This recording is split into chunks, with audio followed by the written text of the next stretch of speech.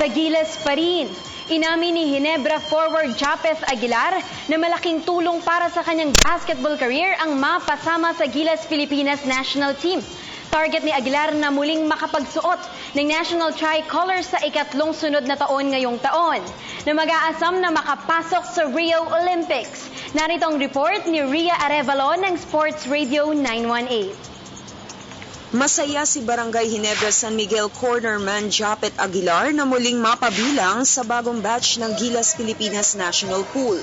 Ito'y bilang paghahanda sa papalapit na FIBA Olympic Qualifying Tournament na idarao sa Maynila simula Hulyo 5. Ang 29-year-old Cager ay 2 ulit na nakapaglaro suot ang Gilas Pilipinas jersey, partikular na sa FIBA Asia Championship na hinost ng bansa noong 2013 kung saan tumapos na silver medalist ang Philippine Fight.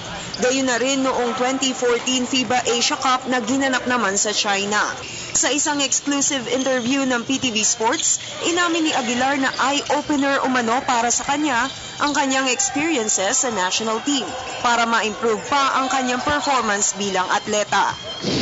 Para sa akin kasi, as a individual, naging eye-opener yung Gilas. So, yun, yung mga natutunan ko sa Gilas, ina-apply ko sa PBA kasi pag international competition, di ka pwedeng parang pumetics lang. So, yun.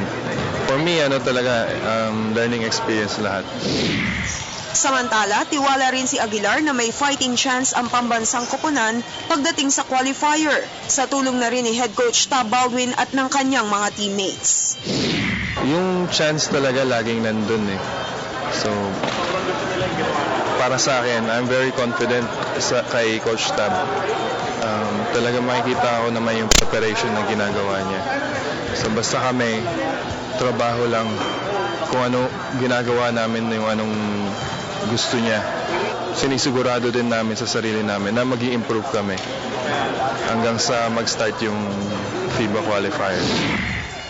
France ang unang makakalaban ng Pilipinas sa Hulyo 5 sa pagbubukas ng Manila Leg Olympic Qualifying Tournament.